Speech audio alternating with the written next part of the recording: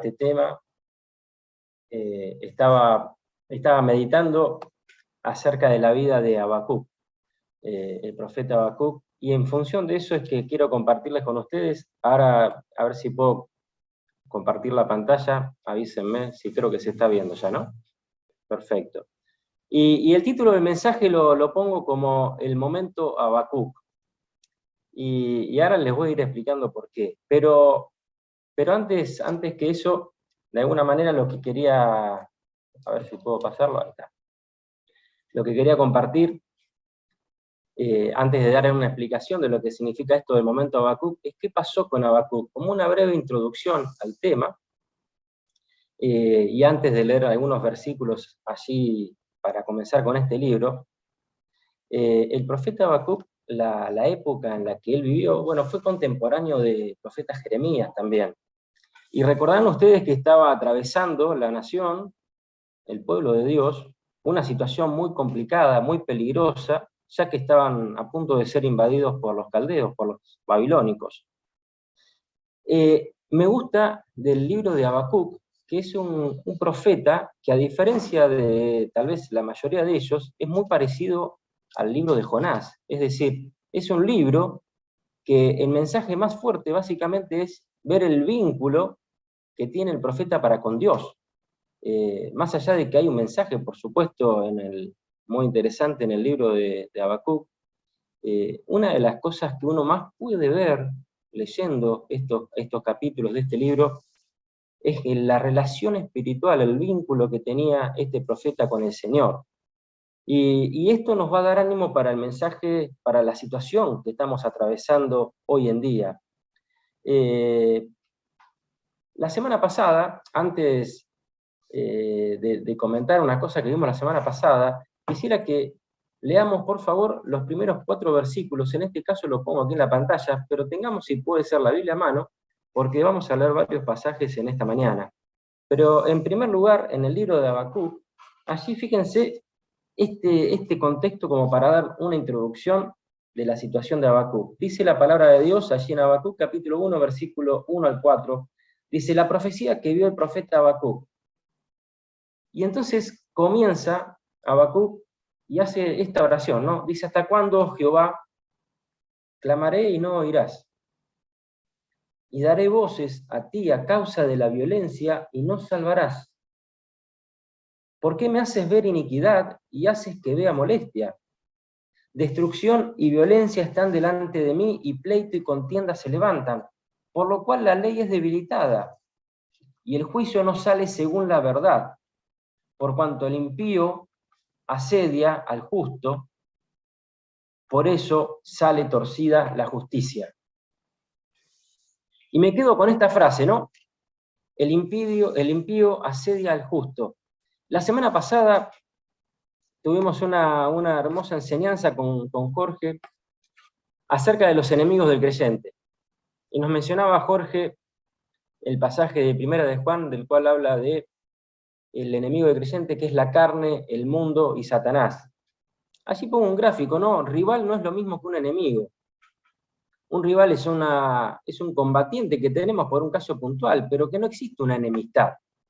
Se está compitiendo por un objetivo o en ganar algo en particular. Ahora, el enemigo del creyente, no quiere ganar una batalla puntual, quiere destruirnos, quiere la destrucción, quiere que nuestra vida no cumpla ese propósito por el cual Dios nos ha creado. En primer lugar, Satanás nunca quiso la salvación de nuestra alma. Ahora, una vez que hemos conocido, y hermanos, es un gozo los que estamos aquí en esta mañana, reunidos en esta reunión, creo que la mayoría realmente hemos conocido al Señor Jesucristo. Ahora, ¿qué es lo que quiere hacer el diablo con nosotros? Quitarnos verdaderamente la posibilidad de ser siervos útiles a quien nos salvó, a nuestro Dios. Entonces Jorge nos hablaba acerca de estos 3 enemigos. Ahora, en este contexto que nos rodea, yo ponía en el título del mensaje el momento de la verdad, ¿no es cierto? Se me apagó la cámara, parece, perdón. Ahí está. El momento de la verdad, ¿no es cierto? El título del mensaje era el momento de la verdad de Habacuc, un momento de decisión. Y el momento de la verdad, hermanos, después lo vamos a ver con algunos ejemplos, pero son esos momentos, hermanos, que tenemos en la vida que nos van a marcar un antes y un después. Son esos momentos a los cuales nos enfrentamos como creyentes, en los cuales tenemos que mostrar nuestra posición, en los cuales tenemos que definir nuestra posición, y de esa manera va a marcar un antes y va a marcar un después en nuestra vida. Va a marcar un antes y un después, probablemente en la vida de las personas las cuales nos rodeen. Pero por sobre todas las cosas, nos va a permitir cumplir el propósito para el cual Dios nos creó.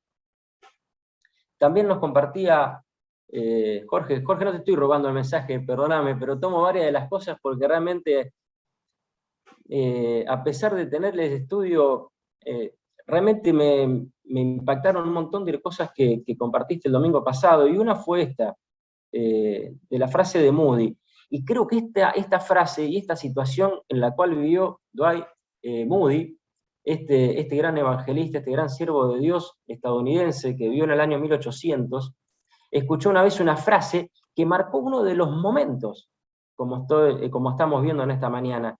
Él escuchó una frase por medio de un predicador que decía: el mundo todavía no ha visto lo que Dios puede hacer con un solo hombre que sea totalmente rendido a Dios.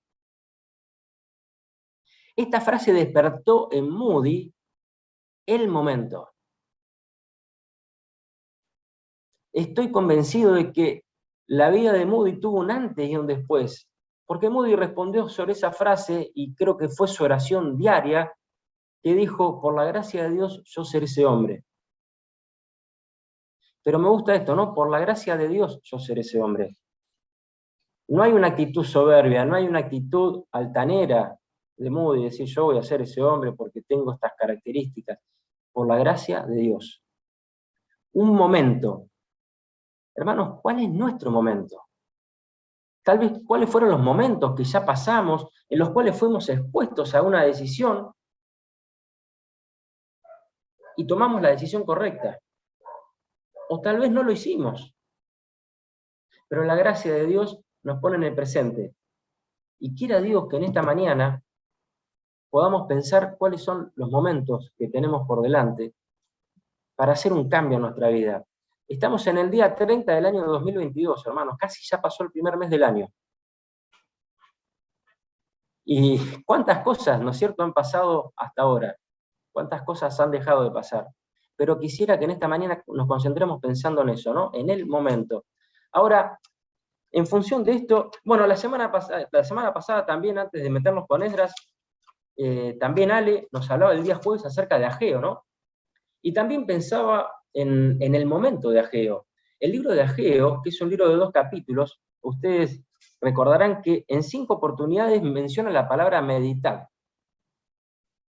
Y creo que esto es clave para que podamos ser sabios cuando nos encontramos frente a ese momento. A ese momento que como creyentes nos va a mostrar frente a las personas a las cuales tenemos que dar testimonio de nuestra fe, frente a los que nos rodean cotidianamente, si mostramos verdaderamente a Dios o no, y si realmente vamos a hacer la obra la cual Dios nos ha llamado. Y me gusta porque el libro de Ageo que nos hablaba Ale, también en ese contexto, la nación estaba atravesando un momento de frialdad, y el reproche de Dios de alguna manera en esa profecía era cómo estaba de descuidada la casa de Dios versus la casa de los israelitas. Sus casas están artesonadas y como bien decoradas y bien suculentas de cosas, pero dice, mi casa está hecha donde está desierta. Entonces ahí Ageo va a llamar dice, meditad bien en vuestros caminos. Entonces, hermanos, este es un poco el llamado. Y acá quiero dar un ejemplo, en esta diapositiva que estamos viendo sobre la vida de Esdras. A mí realmente me apasiona la vida de Esdras en muchas circunstancias, ¿no? Porque también vivió anteriormente a la profecía de Ageo que estábamos viendo, y tuvo la misión de alguna manera de parte de Dios de restaurar la nación, una nación que había estado 70 años cautiva en Babilonia, por lo cual lejos de su país, lejos de sus costumbres, lejos de las cosas que los aferraban, pero por sobre todas las cosas lejos de Dios y de su ley. Y Esdras fue llamado a un avivamiento para la nación de Israel. Y sin meternos en demasiados detalles, vamos a ver que en un momento, en ese capítulo 8 del libro de Esdras, hay una situación que a mí me encanta sobre la vida de Esdras, y que me enseña la importancia de realmente en el momento clave, en el momento que tenemos como creyentes, verdaderamente sacar nuestra fe y nuestra confianza en el Señor. Esdras tenía que hacer un recorrido de casi 800 kilómetros, cercano a 800 kilómetros, ¿no? Para hacer el regreso allí a la nación de Judea. Sin embargo, a pesar del vínculo y de la cercanía que tenía para con el rey Artajerjes, leamos juntos, por favor, si me acompañan, en Esdras capítulo 8. Me gusta mucho esta situación. Si tienen la Biblia allí abierta, en Esdras capítulo 8, versículo 21, en ese momento, vuelvo a repetir, Esdras tenía un vínculo y una cercanía para con el rey, del cual había hablado acerca del Señor. Pero fíjense lo que dice la palabra de Dios. Dice en el capítulo 8, versículo 21, dice: publiqué ayuno allí junto al río Aba para afligirnos delante de nuestro Dios, para solicitar de él, de nuestro Dios, camino derecho para nosotros y para nuestros niños y para nuestros bienes. Porque tuve vergüenza, presten atención a esto, ¿no?, de pedir al rey tropa y gente de a caballo que nos defendiesen del enemigo en el camino. Porque habíamos hablado al rey diciendo: la mano de nuestro Dios es para bien sobre todos los que le buscan, mas su poder y su furor contra todos los que le abandonan. Ayunamos, pues, y pedimos a nuestro Dios sobre esto, y él nos fue propicio. El momento de Esdras, el momento en el cual había hablado acerca de Dios. Tenía que hacer un viaje, como dije antes, ¿no?, cercano a 800 kilómetros. Pero no en una autopista, en autos con aire acondicionado o en colectivos cómodos con butacas bien acolchonadas. Era un viaje de a pie, un viaje con niños, un viaje con mujeres, un viaje con bienes. Y las rutas no eran rutas asfaltadas, iluminadas, o con vigilancias cada tanto como para cuidar el paso. Eran rutas peligrosas. Por lo cual hubiera sido sensato de parte de Esdras decirle al rey: por favor, que nos acompañen tropas de tu ejército, que hubiera sido posible. Pero Esdras en ese momento dijo: ¿en quién voy a confiar? Tuvo su momento. Hermanos, muchas veces muchas de las cosas que tenemos que decir van a parecer sensatas. Pero tenemos que pensar verdaderamente qué es lo que Dios, cómo Dios lo haría a través nuestro en ese momento. Para que en ese momento, en nuestra vida como creyentes, realmente podamos mostrar a Dios. Y a mí me gusta porque Esdras allí no solamente habló de Dios, no solamente contaba de los bienes de Dios, sino que mostró a Dios en todo su poder, confiando.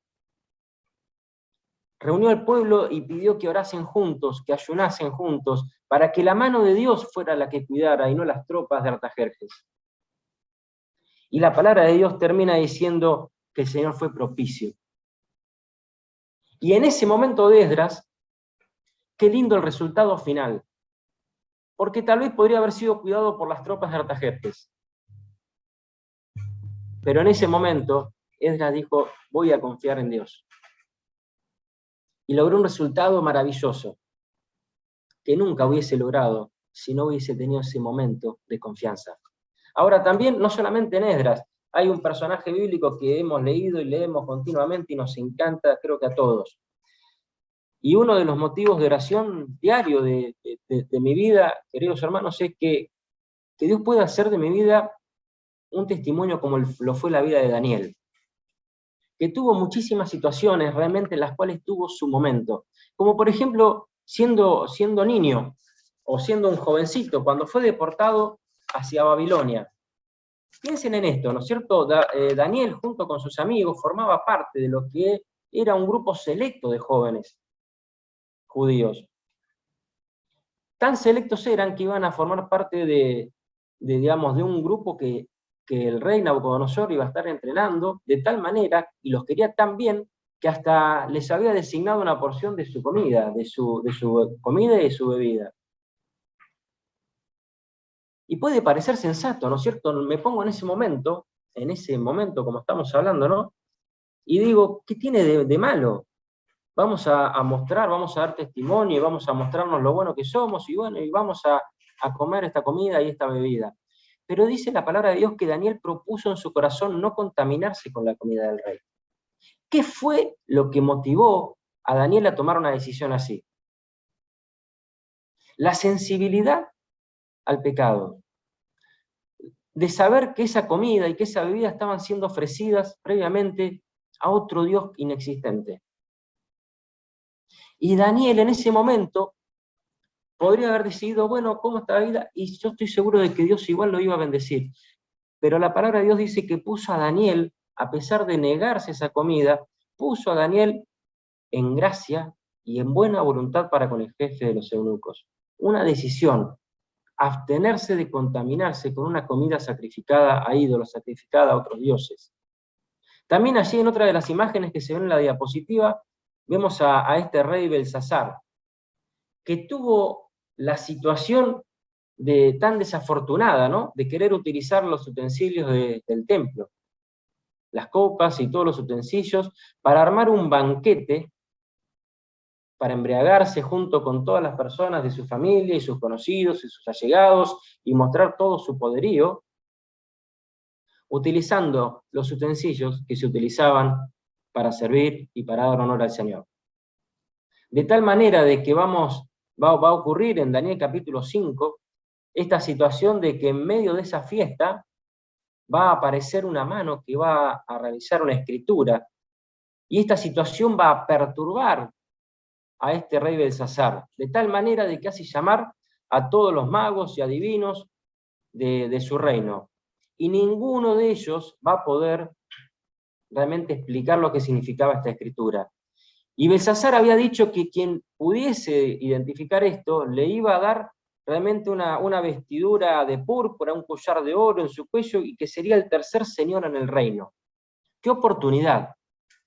¡Qué oportunidad! Y va a llamar en la palabra del Señor, vamos a leer también, por favor, juntos, en Daniel capítulo 5, por favor, agarremos allí en el Daniel capítulo 5, versículo 13, y dice la palabra de Dios que entonces Daniel fue traído, porque una de las personas allí en el banquete había mencionado acerca de Daniel, y dice que Daniel fue traído delante del rey, y dijo el rey a Daniel, ¿eres tú aquel Daniel de los hijos de la cautividad de Judá, que mi padre trajo de Judea?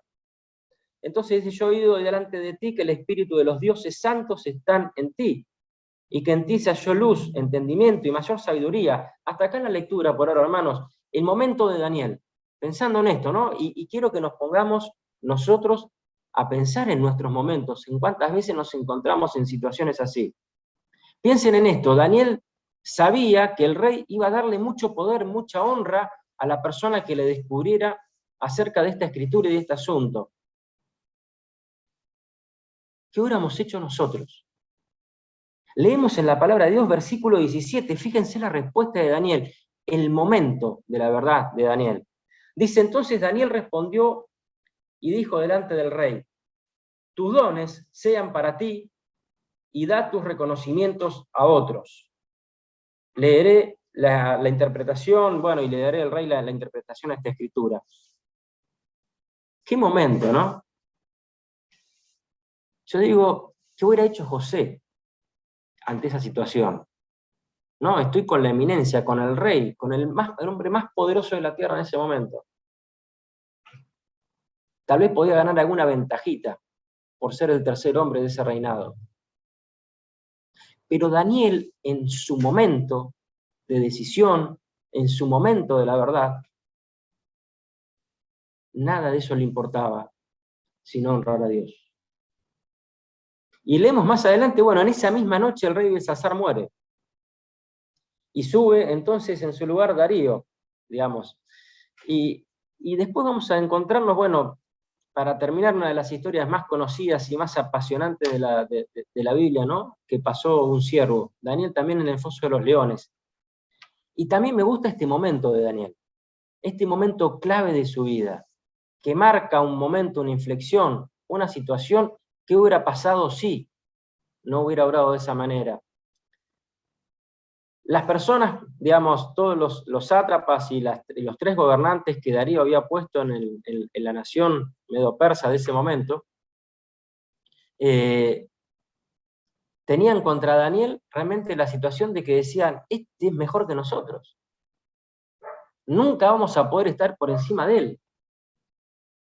Pero, salvo si hacemos algo para que en algo que él no va a traicionar, que es su relación con Dios, hagamos que el rey Darío encuentre una falla. Qué bueno que las personas que rodeaban a Daniel tenían en claro de que Daniel en eso iba a ser inquebrantable. Qué llamado, ¿no es cierto?, para cada uno de nosotros. Qué llamado de que las personas que nos rodean realmente conozcan cómo nosotros amamos a Dios, honramos a Dios de tal manera de que hay cosas que nunca vamos a permitir que ocurran. Y la historia termina como ustedes la conocen, ¿no? O sea, estos sátrapas y gobernadores arman todo un chanchullo para que el rey Darío genere una ordenanza, una ley, un decreto real, que no podía ser abrogado, que no podía ser revocado de ninguna manera, de que por un lapso de tiempo cualquiera que adorara a otra imagen que no sea la creada por Darío, ese muera. Hermanos, en ese momento, ¿qué haría José? ¿Qué haría yo? El momento de la verdad. El momento que va a cambiar y que va a dar un antes y un después. Y a mí me gusta, hermanos, leer, y me apasiona volver a leerla una y otra vez esta historia, y ver que dice la palabra de Dios que Daniel, como lo solía hacer antes, abriendo las ventanas de su habitación, honraba y oraba delante de Dios.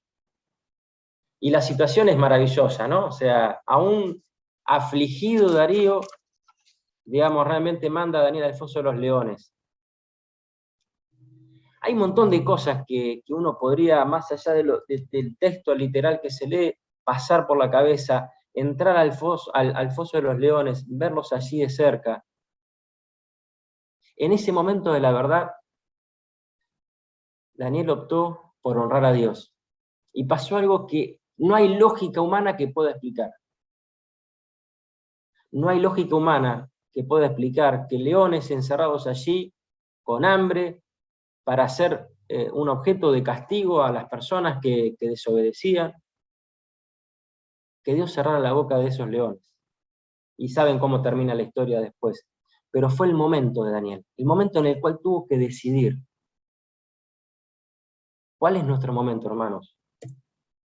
La historia de David también tiene sus momentos, ¿no? Y solamente quiero elegir a dos que a mí me llaman poderosamente la atención, que muestran la paciencia de David.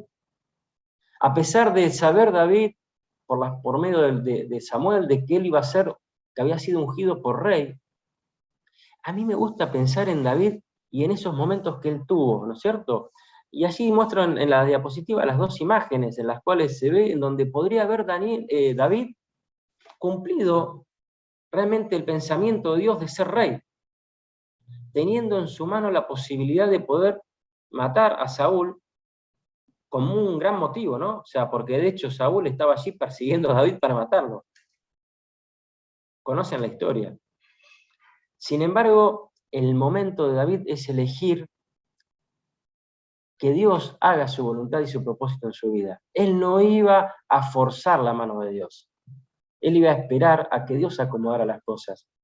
Y me gusta mucho el pasaje, por ejemplo, en primera de Samuel 26, dice que David respondió a Abisai. En la segunda imagen vemos cuando estaba dormido allí Saúl y podrían haber matado a Saúl, y estaba el jefe del ejército de David, quien dijo, bueno, déjame que lo mate, y dice que David respondió a Abisai, no le mates, porque ¿quién extenderá su mano contra el ungido de Jehová y será inocente? Dijo además David, vive Jehová que si Jehová no lo hiriere, o su día no llegue para que muera, o descendiendo en batalla perezca, guárdeme Jehová de extender mi mano contra el ungido de Dios. pero toma ahora la lanza que está en su cabecera y la vasija de agua y vámonos. Se llevó pues David la lanza y la vasija de agua de la cabecera de Saúl y se fueron, y no hubo nadie que viese, ni entendiese, ni velase, pues todos dormían, porque un profundo sueño enviado de Jehová había caído sobre ellos. El momento de David, de entender cuál era la voluntad de Dios, de no adelantarse. ¿Qué hubiera pasado si hubiera hecho de otra manera? Pero la palabra de Dios nos habla de esta paciencia que tuvo David para esperar los tiempos de Dios. El último ejemplo, antes de meternos con Habacuc, es Josías, ¿no? Que también hace poco estuvimos escuchando en una de nuestras reuniones. Y me gusta de Josías, que veíamos y conocemos, que tanto su abuelo como su padre eran realmente personas que no habían agradado a Dios, que habían hecho lo malo de maneras tremendas a los ojos de Dios.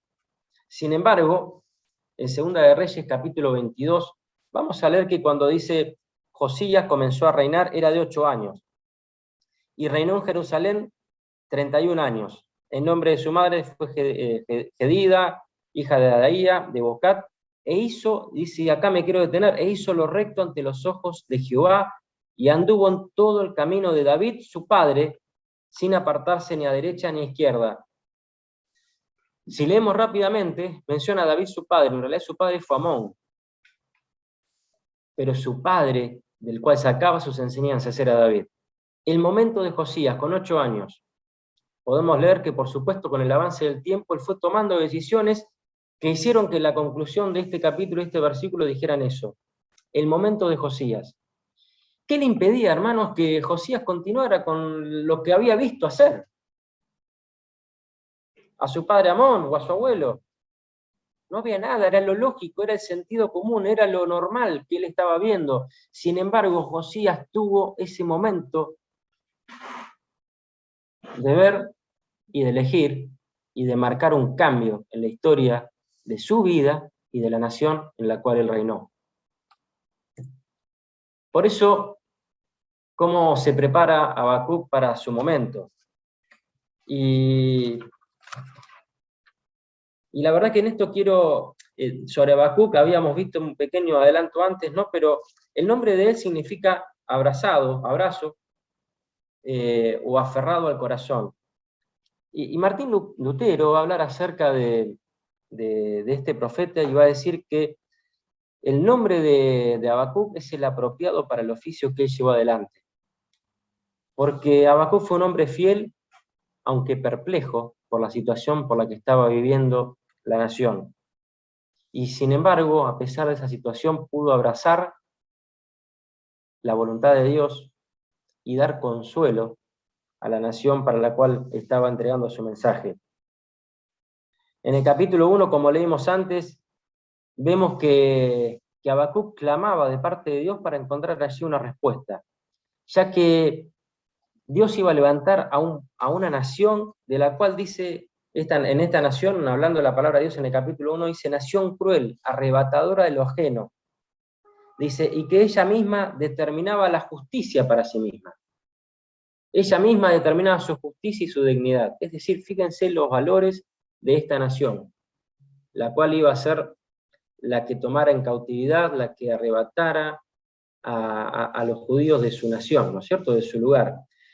Y Habacuc estaba perplejo de esa situación, no lograba entender cómo Dios iba a permitir que una nación impía, aún más impía, pudiera hacerle este daño a su propia nación. Entonces, ¿cómo se preparó Habacuc para su momento? Y yo pongo allí la comunión con Dios. Realmente es un proceso. ¿Qué significa esto de la comunión con Dios? Comunión, como todos sabemos, es tener algo en común, ¿no? Es la común unión, es decir, tener algo que nos une. Y yo digo, requiere realmente un proceso.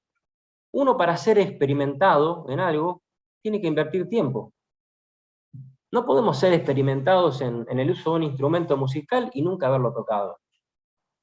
O haberlo tocado, no sé, 2 o 3 días seguidos. Hay un proceso que se tiene que cumplir. Y lo mismo pasa en nuestro vínculo con Dios. Tiene que haber un tiempo. para poder tener comunión con Dios, tiene que haber un tiempo que debemos invertir. Para que ese momento en el cual seamos puestos a prueba, en el cual tengamos que tomar decisiones para que nuestra vida tome un rumbo, influya tanto en nosotros mismos como en las personas que nos rodean, e incluso aquellas personas que están lejos de nosotros, tiene que haber un tiempo invertido para con Dios. Leamos juntos, por favor, en Habacuc, capítulo 1. Y a mí me gusta pensar en esto del vínculo, de la relación con Dios. Quiero que entendamos que este vínculo, esta relación con Dios, se basa en una honestidad que tenemos que tener. Y fíjense lo que se ve aquí en Habacuc, esta honestidad. Capítulo 1, versículo 12. Fíjense que va a decir allí Habacuc en su oración, ¿no eres tú? Capítulo 1, versículo 12, como les comentaba. Dice, ¿no eres tú desde el principio, oh Jehová, Dios mío, santo mío? No moriremos. Oh Jehová, para juicio lo pusiste, tú, oh roca, lo fundaste para castigar. Muy limpio eres de ojos para ver el mal, ni puedes ver el agravio.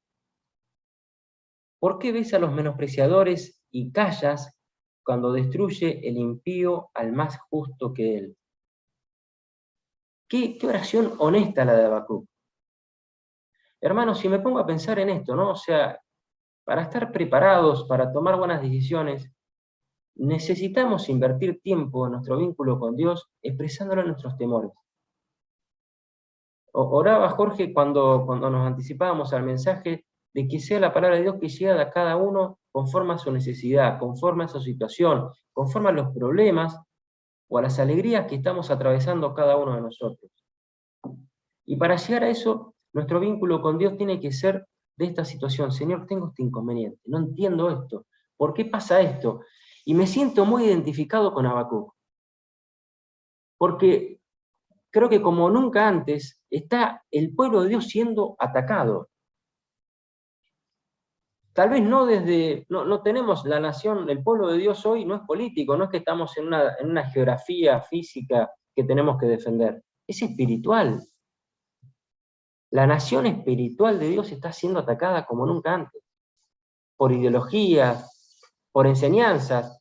Impensado que en nuestro país en las escuelas se enseñaran tantas cosas en contra de Dios.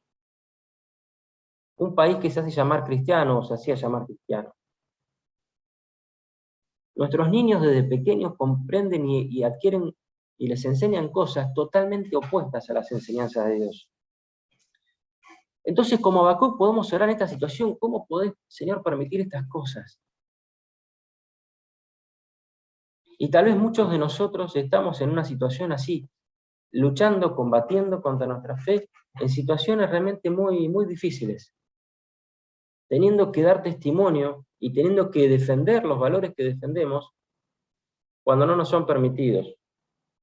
En el capítulo 2, también, fíjense lo que dice allí la respuesta de Dios. Dice Habacuc, capítulo 2, versículo 1, sobre mi guarda estaré, y sobre la fortaleza firmaré el pie, y velaré para ver lo que se me dirá, y qué he de responder tocante a mi queja.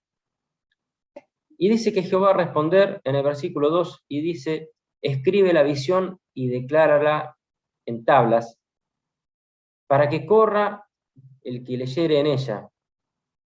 Aunque la visión tardará aún por un tiempo, más se apresura hacia el fin, y no mentirá, aunque tardare, espéralo, porque sin duda vendrá, no tardará.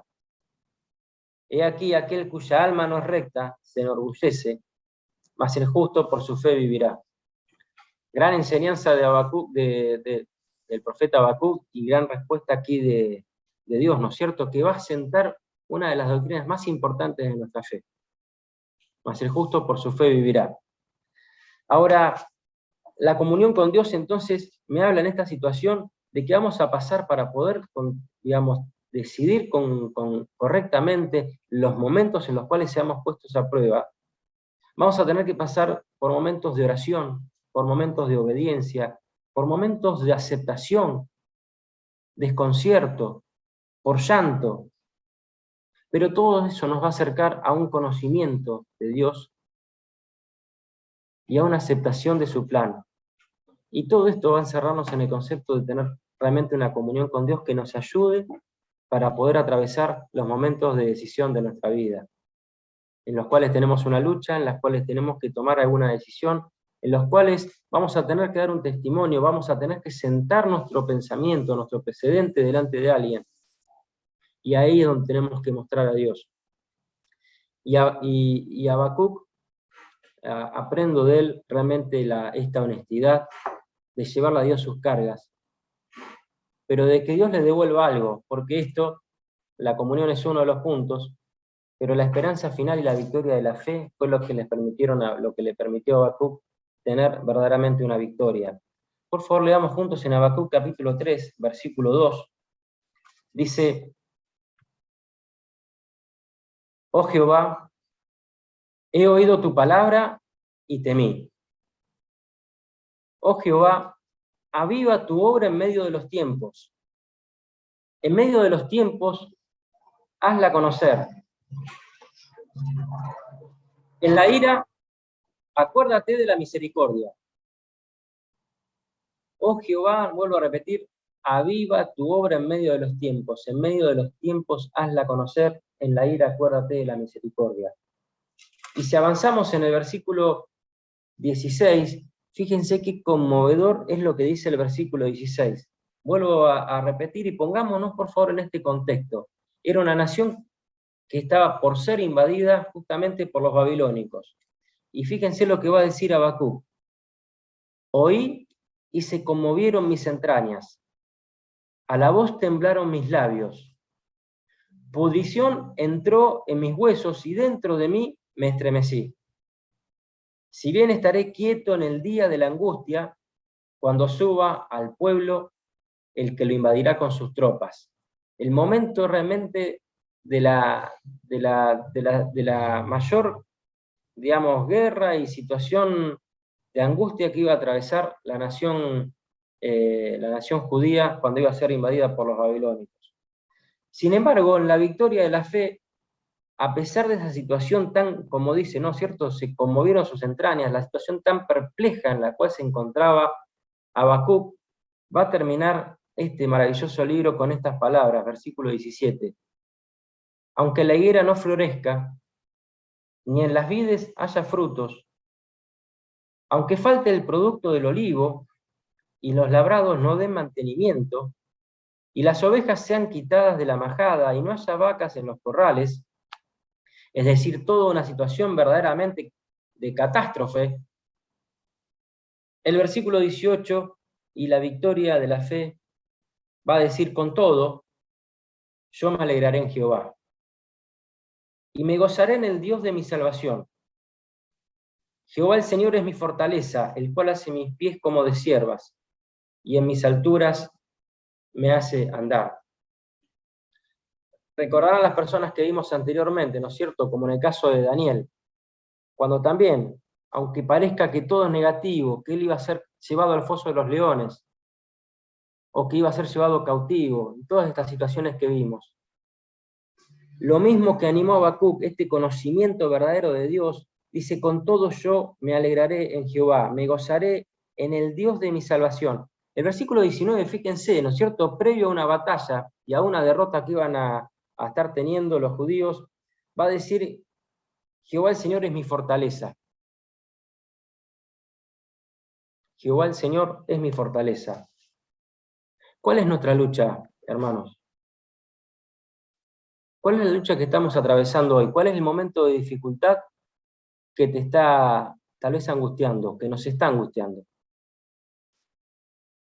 ¿Cuál es el momento o cuál es la decisión o con qué persona o en qué situación tal vez tengas que mostrar verdaderamente cuál es la decisión de tu fe?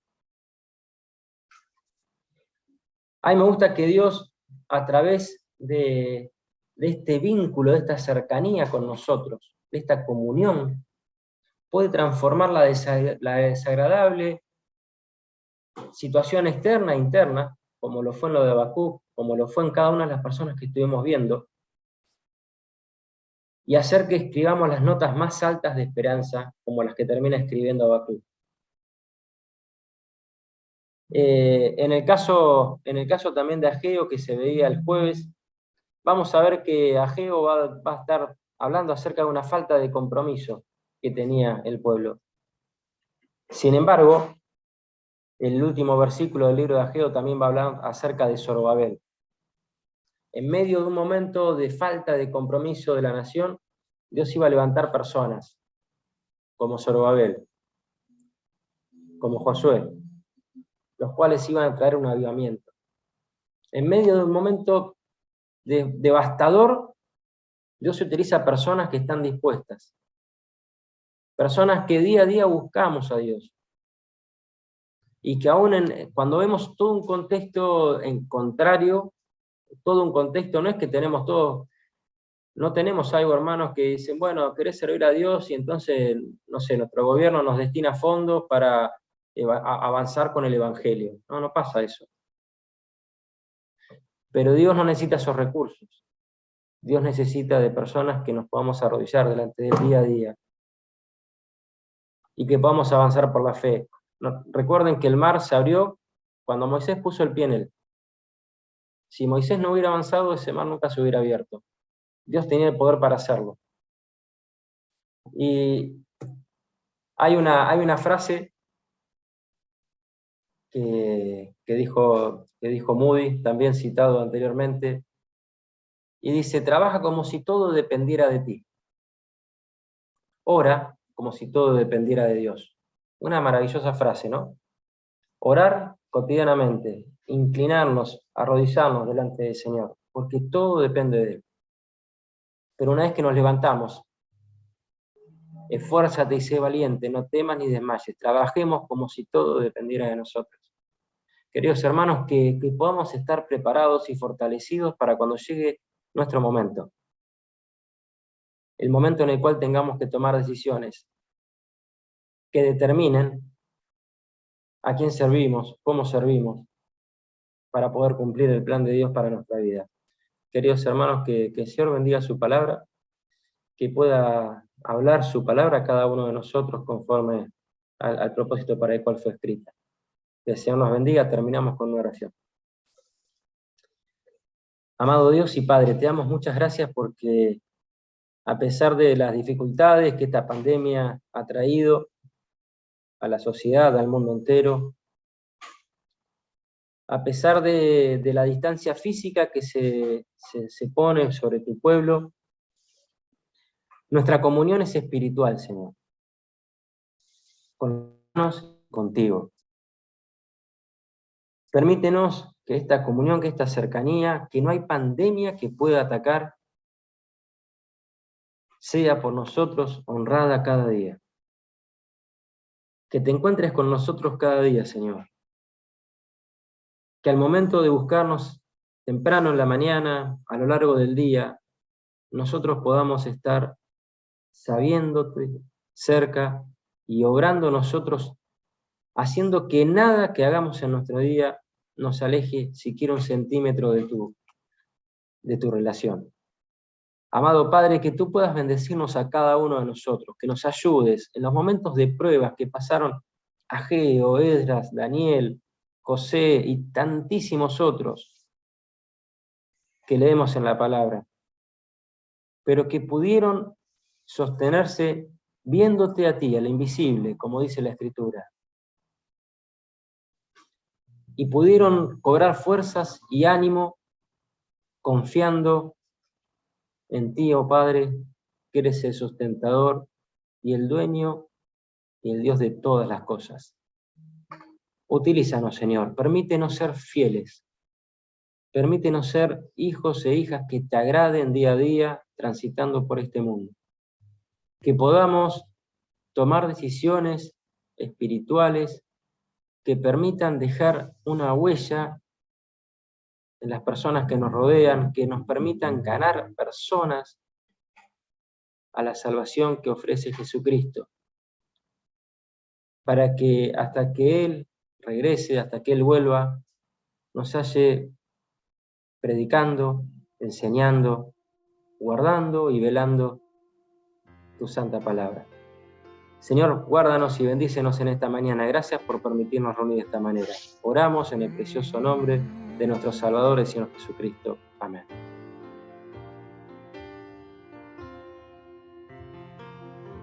Temprano yo te buscaré, de madrugada yo me acercaré a ti. Mi alma te anhela y tiene sed para ver tu gloria y tu poder. Mi socorro has sido tú, y en la sombra de tus alas yo me gozaré.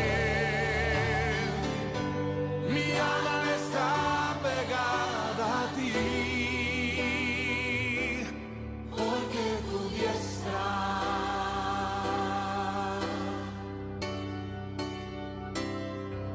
me ha sostenido. Oh, tu diestra me ha sostenido.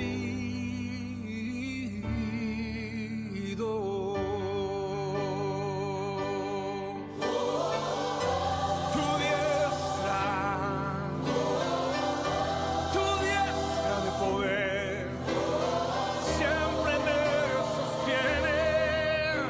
Tú nunca me has dejado, ni me has abandonado, cubierto y perdonado.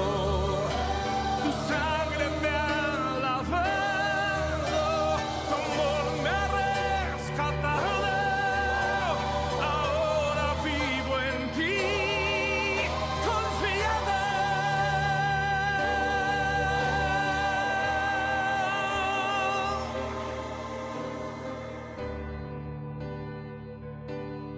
Porque tu diestra me ha sostenido.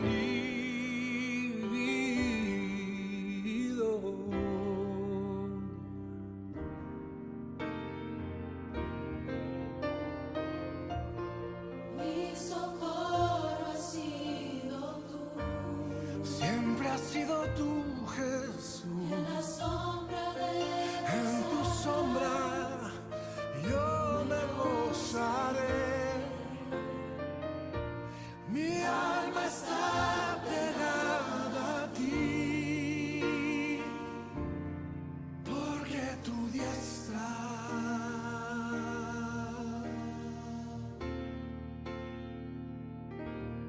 me ha sostenido.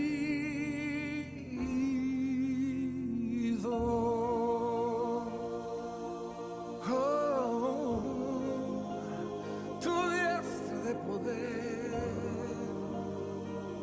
siempre me sostendrá.